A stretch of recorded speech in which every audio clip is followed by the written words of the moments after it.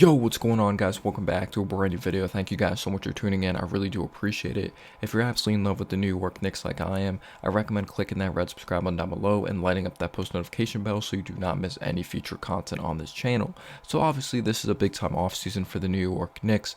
We have to re-sign Isaiah Hartenstein, or at least the New York Knicks are looking at doing that. I know fans obviously have their own perspectives, own opinions on what they want to do with OG Anunoby. Do they want to re-sign him? Do they want to let him walk? Isaiah Hartenstein? And I'm all for bringing those guys back. But a lot of fans are kind of just like whatever when it comes to the draft this year, especially because we're not picking in the lottery once again. We're not picking in the top five. This isn't a top heavy draft to go out there and trade for a generational talent at number one overall. Alex Sarr is projected as the number one overall pick. So the New York Knicks hold the 24th, 25th, and 38th pick in this draft.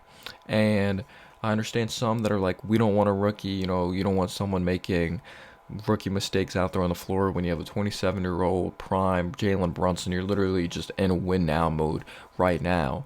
And you can say, though, that a year we made to the playoffs, we drafted Emmanuel quickly with the 25th overall pick. Obviously, we had Obi Toppin, 8th overall pick, that were getting some minutes. Quickly, as a later pick, was still averaging 19 minutes per game, was actually getting more minutes per game than Obi Toppin, even being a later pick, as Quickly was playing better basketball during the time, and he was making a good impact for the New York Knicks. I do think we're in a different position this time around, because during that year, that was the year Julius Randle popped off, and we were potentially drafting Obi to replace Randle. RJ year two, I felt we're just in a different direction. Like, we had Alfred Payne as our starting point guard. We were just more trying to establish a good culture in New York. While you look at it now, making the second round of the playoffs 2 years in a row, like, you're expecting even more the next year if it's Eastern Conference Finals or even Finals. But I'm not a huge non-believer in getting a rookie, though, because even though the Mavericks are a different assembled team, and I do think it depends on the position, how much do you have the ball in your hands. Like, if you're someone like the defense is really scheming against, and it's gonna be a different story when you have the ball in your hands and you're a guard. While yes, you could be undisciplined as a center, but you're not as involved in the offense as much, obviously, depending on the style of play. But you saw Derek Lively make a big-time impact for the Dallas Mavericks. I know they have Luka and Kyrie, but if you've watched the Mavericks all season or have followed some of their games, like, you see how much of an impact he has, and he's one of the top reasons they're in the finals. Just his impact defensively. He's an underrated passer, him being a lob threat. He's a great athlete. He's a very resilient individual. So there's a prospect that a lot of fans of the New York Knicks are interested in, because he's from New York. He's someone that gets after defensively. He's mentally tough. He is known as a Tom Thibodeau type of player, you can say. And his name is Ryan Dunn. He's a power forward / small forward. He is listed at 6'6", and he's actually 216 pounds, and he has a 7'1" wingspan. He has 9-inch hands. So this dude's athletic. He has a great frame, and 9-inch hands. Him being 6'6", 6'7", good amount of inches shorter than Alex Sarr. He has the same size hands as him. So when it comes to getting those 50-50 balls, he comes up with them. If it's even like a lob in traffic or just an entry pass, he's going to be able to come up with that. And obviously, it helps him when it comes to swatting shots. So Ryan Dunn's very interesting, because we're in the position to get him with, I believe, either of those picks. I think he's going to be available at 24. I think he's going to be available at 25. I don't think he's going to be there when it comes to 38th overall for the New York Knicks. And another reason I want to draft a rookie, no disrespect to like Jacob Top and no disrespect to those other guys that were on the roster, like Daquan Jeffries, Charlie Brown Jr., etc., but like they kind of have like a label of like what they are. Like, they're not really rotational guys right now. I'd rather be in a position, let's say we do have injuries again, that we drafted a guy that it's like we believe in this guy down the road, and we believe in his upside right now. Or we believe in what he can bring to the table. And you never know, like, you throw him in a playoff setting, sometimes they're built for the moment, a rookie, sometimes they're not, and maybe it's just like, holy shit, like, we believe in this guy to be good in like a year, but look at the impact he's making right now. So Ryan Dunn does have some NBA ready qualities. You can't just look at the stats, you have to actually look at the tape. I understand he was only an 8-point per game guy, but he did average 6.8, 6.9 rebounds. He didn't even average an assist, but this dude is a freaking dog on the defense side of the basketball. And I believe there is more upside to his offensive game than some people are giving him credit to. He's 21 years old. He's a second-year prospect, good head on his shoulders, just resilient ball hawk, just goes after the freaking basketball, especially on the defense side of the basketball. So when you look at Ryan Dunn, let's start off on the offense side of the basketball, because that's where a lot of people have concerns with him, because He only attempted 51 threes in total his freshman year and his sophomore year. Like, that's a big freaking deal in today's NBA or today's basketball. You got to be able to shoot the three ball if you're playing the 3 and 4 position, at least to some evaluators out there. And he only made 7 of those 51 threes. Shot 20% from 3 his sophomore year, and he was not a good free throw shooter, even though he didn't even get to the free throw line 5 times per game. He did not shoot it well at 50%. So you're probably thinking, like, does this guy have no touch? Like, there's no hope at all. Like, they were daring him to shoot the 3 ball, and his mechanics don't look terrible. Maybe if I look closely, he has too much of, like, palm in there, and you want to see him see the ball come off his fingertips more. But for only taking 51 threes, I at least counted like 8 or 9 air balls. Like, and these were some open looks from the corners, too strong over the rim, or some of his shots were short. But what's so interesting is that he has a good soft touch at the rim, even though he's not a good free throw shooter, and even though he's not a good three-point shooter. He knows how to use his hands. He knows how to use either hand. He does a good job using the rim and backboard for protection to finish on the other end, so his shot does not get blocked. He's even shown at times that he can use a floater. And if you are wondering, can he break the defense down off the dribble? In transition, sometimes, if there's an open lane. In the half-court setting, not too much. He relies on his physicality. He relies on his high-flying ability, his speed. He has shown some flashes of using a spin move to work down the lane, which I have liked. I watched that a couple times on film, or seen that a couple times on film. So he does have the potential there, because he has the length, 7'1" wingspan. He is a strong dude. He has a good frame. He's athletic as hell, so that could definitely help out, having that spin move working down the lane.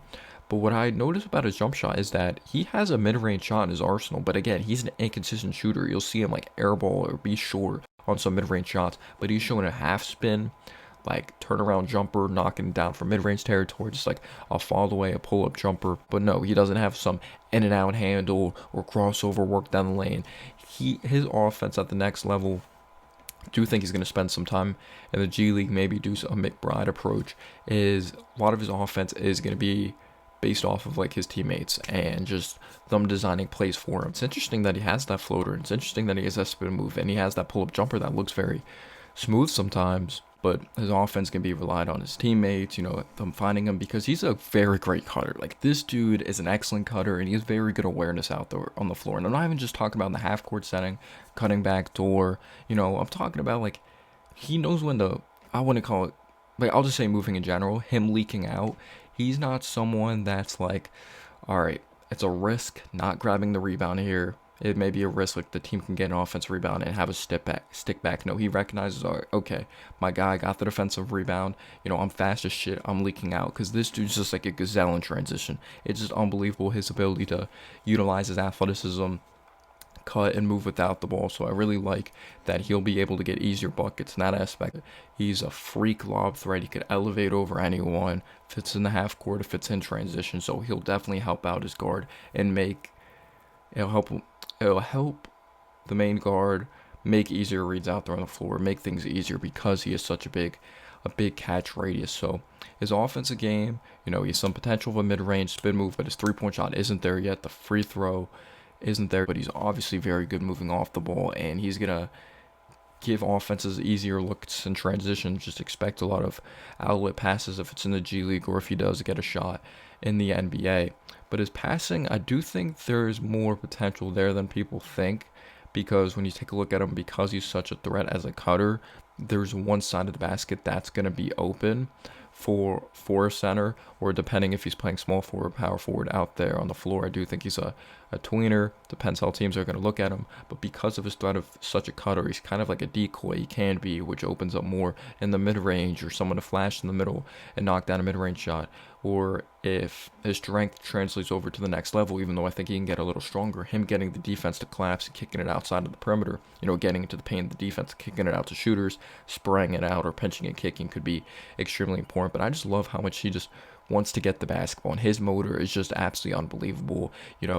On the offensive end, he hunts misses, if it's a stick back, if it's a dunk or a tip or just a putback, plays with just another level of energy. That's how he is on the defensive glass as well. He just truly wants it. He was a 7 rebound per game guy at 6'6", 6'7". That shows his athleticism, very good positioning down low.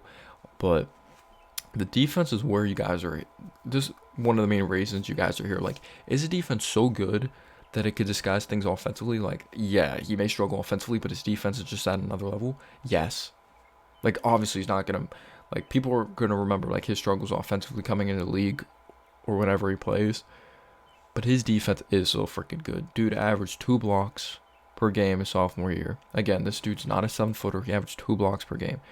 He blocks shots on the perimeter. He could block shots from the post, like people taking a shot from the post. Guys just going into the teeth of the defense. He does not fall for pump fakes. Dude stays on his feet. But he averaged 2 blocks. He averaged 1 steal. This dude clogs the lanes. He knows when to go under. He knows when to go over. You could tell you watch his film. He's just such an intellectual basketball player. He's so freaking smart, and he covers so much ground. Just how athletic he is, being like having the 7'1" wingspan, having this ridiculous vertical, being able to recover. He could be at the free throw line. It looks like someone has an easy layup. Nope, he pins that shit against the glass. Expect a lot of chase down blocks. Expect him to be a great side, or expect him to be a great help side run protector. And just seeing him block shots on the perimeter and stay so disciplined is just truly unbelievable. When I'm watching block shots on the perimeter, even though obviously Mitchell Robinson tons of inches taller than him.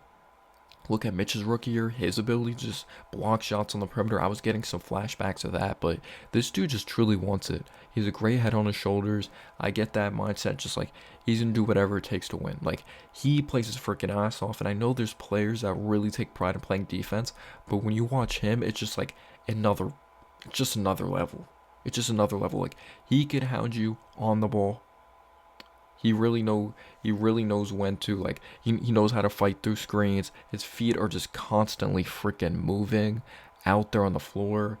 I don't think defense is going to be a problem at all for him at the next level. I really think he has the ability to defend 1 through 4 and make main ball handlers uncomfortable.